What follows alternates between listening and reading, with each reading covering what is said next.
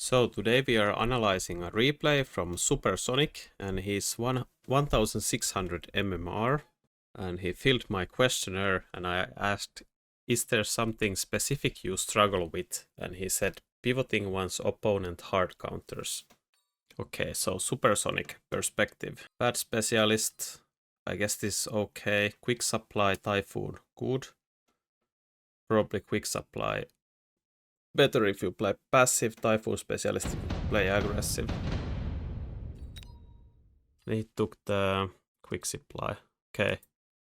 So here I think I would always build Phoenix. Like this Phoenix specialist. You always build one Phoenix here. No matter what the enemy has. And he has actually very good opener against Phoenix. Okay, so we go more tank. Like even if you wanna play like sledgehammer openers, like this sledgehammer all-ins at the start, I think you always go Phoenix. Then you go more tank on round 2. So the power of the Phoenix comes that it almost levels every turn if it doesn't die early. So you build one Phoenix, never take it, like somewhere around here. One Phoenix, never take it, then it levels to like level 4, maybe you find an item for it, and if the enemy like hard commits into a random counter, you just sell it off. And even with the sledgehammer start, you need some kind of anti-air later in the rounds. And the Phoenix here is actually amazing against marksman and the tarantula. I feel like this is gonna be a sledge only game, like a mass sledge, right? So maybe I don't like the clump up position, but maybe it's good with mass sledges so you can fit more of them. Not sure. I'm not a mass sledge player, so if this goes into mass sledge, I'm probably not the best person to tell the like exact right thing to do, but let's see.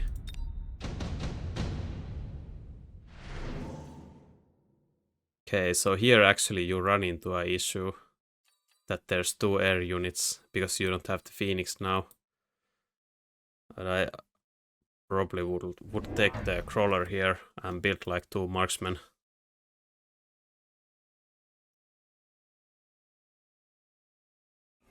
But this could have been avoided with the Phoenix start. So now you kind of have to pick a Phantom Ray into all these marksmen. It's not very optimal. And you miss a deployment here, actually, because you go mech raids. And as I said, I'm not a sledgehammer player, but if you feel like you need this kind of tempo, that you need the technology to win these early rounds, my instinct would have been just to forfeit the round, like lose the round, deploy more fangs or backline crawlers. But if you feel like this is the right play to go mech raids, I would probably loan here to get the 2 deployments in. Like you never wanna miss the deployments. And like loaning round 2 is also a terrible idea, but like 2 deployments is certainly worth 100. But I feel like you just skip the mech raids and go to chaff here.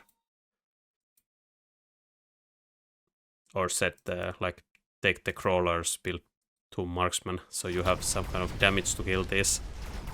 Like I think with these mass sledge strategies, you need to set up some kind of anti-air pretty early to get them leveling. Like 1 Phoenix, 2 marksmen, whatever, nothing crazy. It will save you a lot of trouble later on in the game.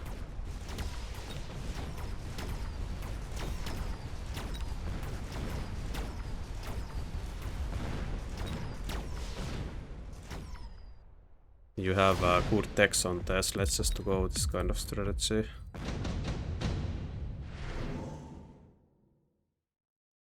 Okay, protect the rhino. So you try to defend with the rhino, I think. If you take a spell and defend with the spell, and if it's like a rhino or wasp, I think it's a very terrible idea. I would always go for aggressive. You can do this play with like underground threat to get late crawler chaff and also defend against the enemy drop, but this I don't like at all. It's like 1/3 of a chance where you put it.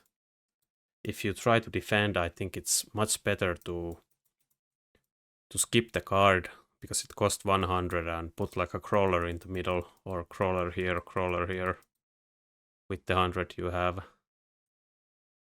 And here actually, like this is a level 2 marksman.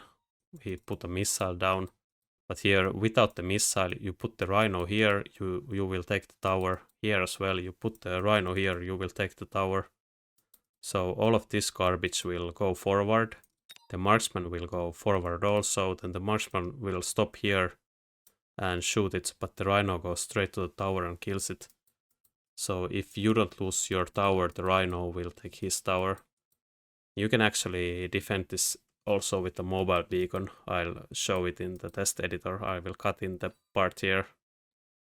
So here you obviously don't know where the rhino is gonna come. There's 3 positions. You can only cover 2 with the beacon. So in a situation like this, you could, for example, upgrade this tower, or like put 1 crawler here and then do the beacon here.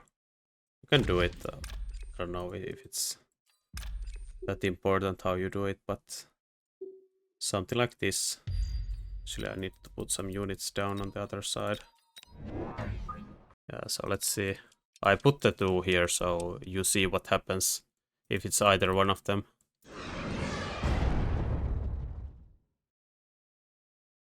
And if it comes here, the crawlers delay it a lot.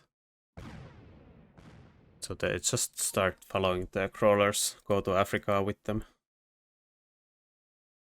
And your tower is protected. Watch my mobile beacon guide, by the way, if you haven't seen it.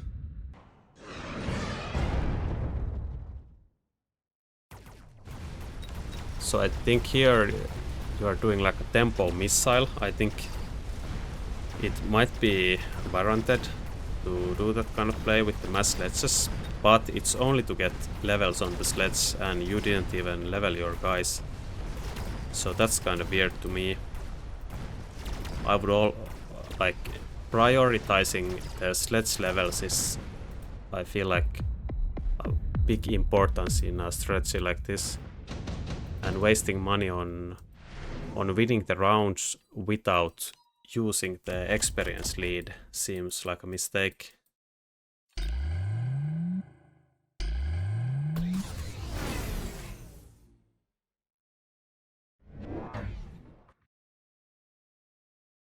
We go more spells.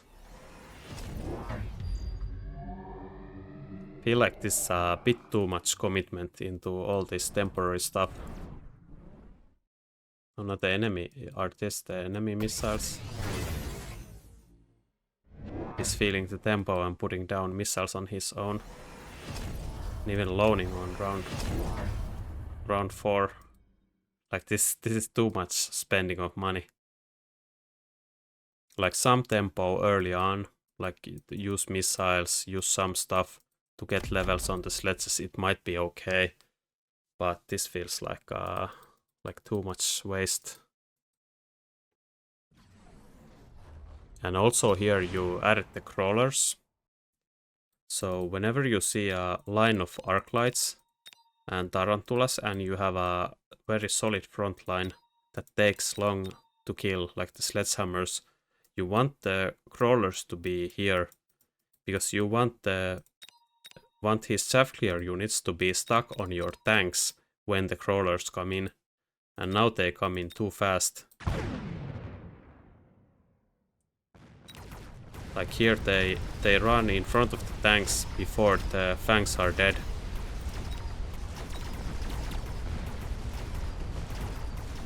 So the arcs actually kill the crawlers. So you need to put them more back.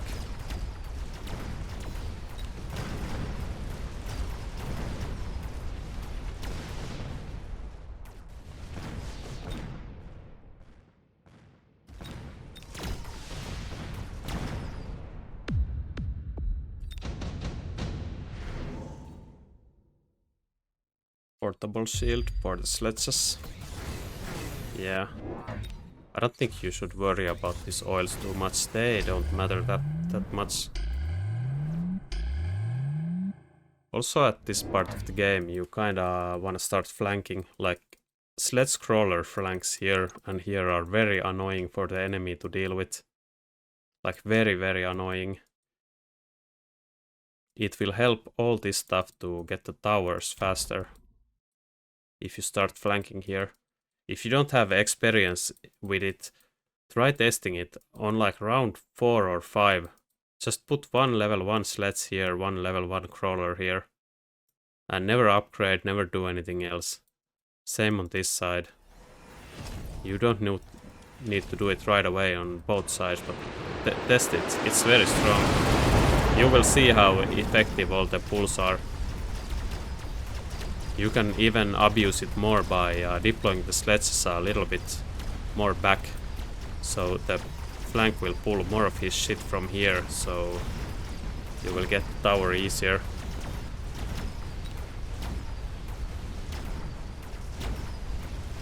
But looking good nevertheless.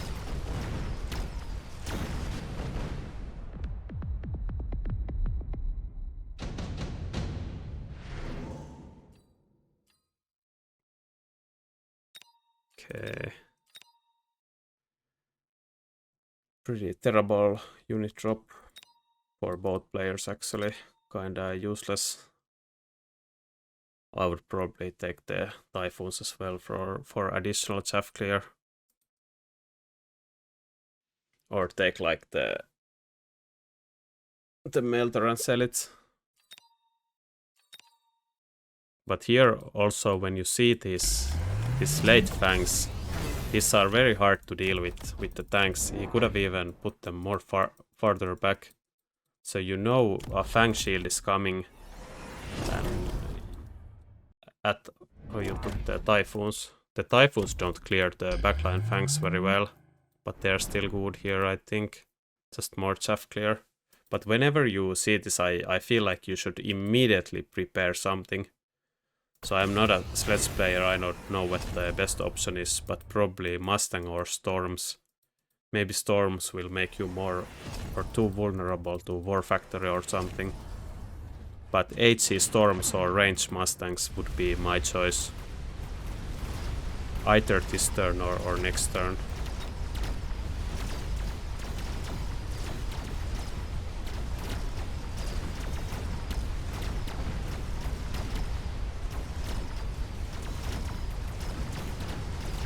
And by the way, you said that you have hard time transitioning. Well, if you force a strategy like this, you just don't transition out of it.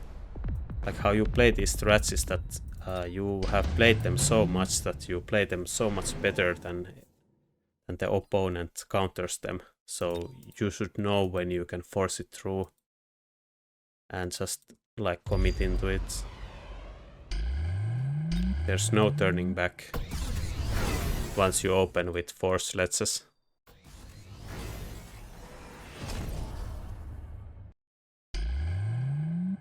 Yeah, there's the fang shield. And still we don't have anything against it.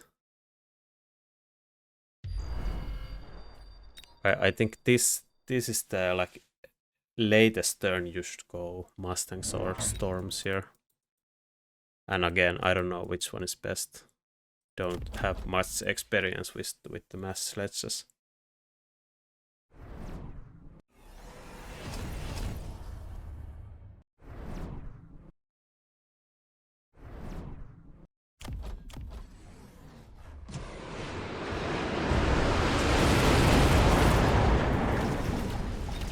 Is the Rhino taking your tower again?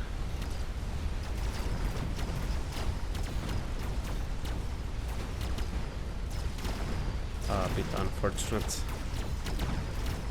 Yeah, the fang problem is real here. Like the marksmen are scaling, they are actually becoming quite good against the sledges. Once he gets the elite and you're stuck in the fangs, or on the fangs, it's gonna be hard.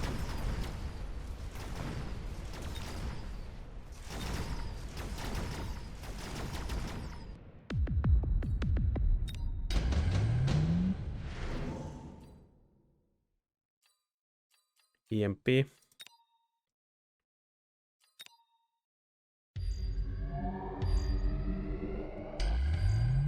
Do we solve the fangs now?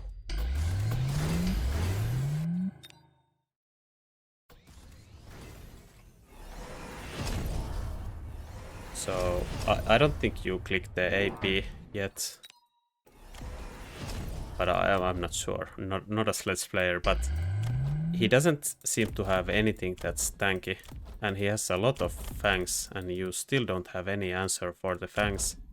So maybe like the AP is good late game, nevertheless, but almost like in my mind I see it this way. If you click this, you just have bad chaff clear, right? You make your board worse.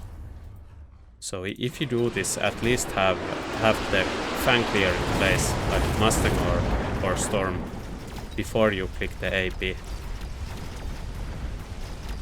Like no matter what the situation is, you need to have additional chaff clear before you click this. And usually it's a lot better to click the EMP first. Even here against this one Scorpion, probably the EMP would have been better. And the random arc lights just to get the range out of them.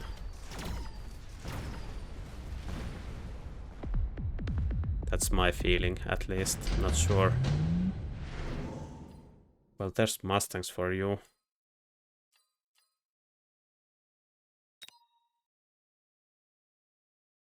And this whole game I feel like you have been a little bit vulnerable to some kind of airdrops, like 2 overlords before, now the level 3 overlord. All of this could have been avoided with only the one Phoenix actually. That we could have built round 1.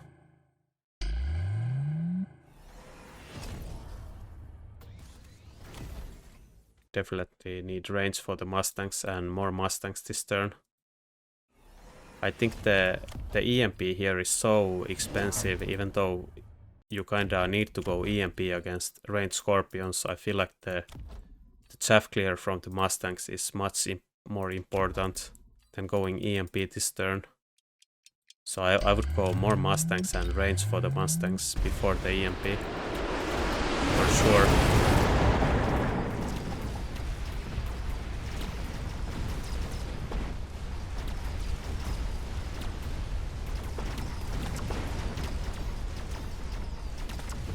Here, for example, we are not connecting to either one of these Scorpions. This was the only one we connected to.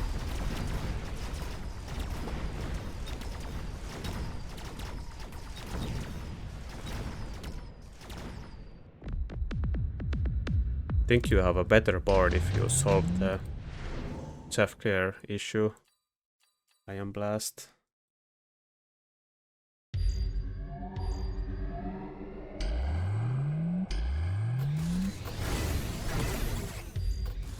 And I think this whole game you also would have benefited a lot more from like late crawlers. Like not here, but here, here and here. There was an option also to skip the crawlers and go like more fangs so you could press the fang shield. But it's, I don't know. The crawlers are a good play, in my opinion.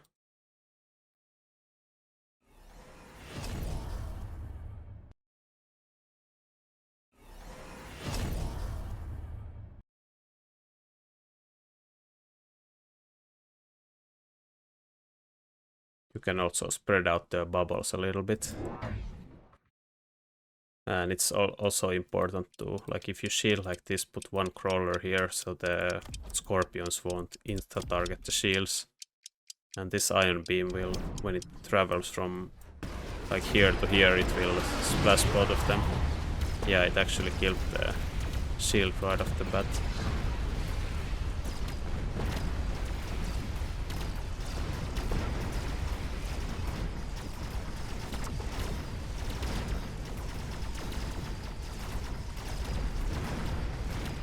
Still looking good here.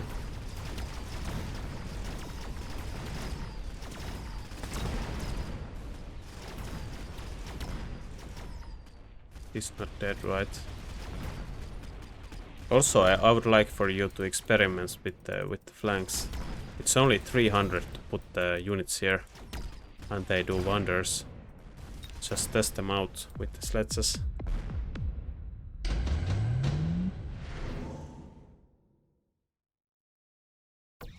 Yeah, I guess at this point there's nothing else you can do, just continue the same stuff. Million shields.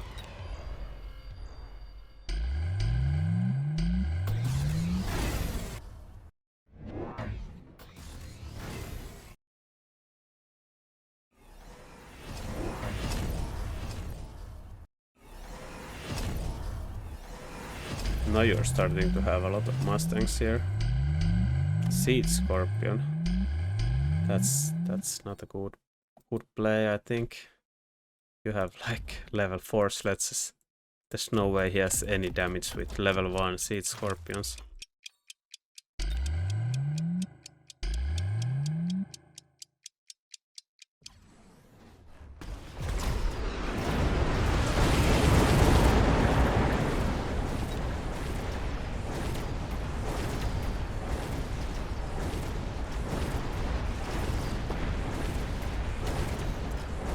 The EMP though is so good on the sledges.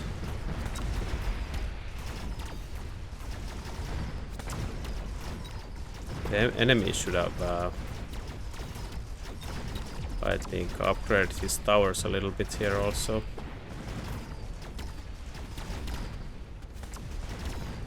I think you lose this game if the enemy doesn't go to Seed Scorpion. Not sure though. But tight match.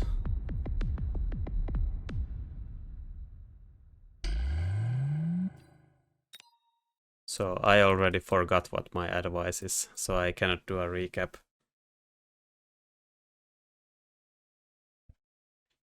But yeah, maybe you learned something. I don't know if I covered this well, but because I don't know how to play this sledge strategy. Maybe I should try it more, like mass these sledges for a week to learn it. But yeah, thanks for watching.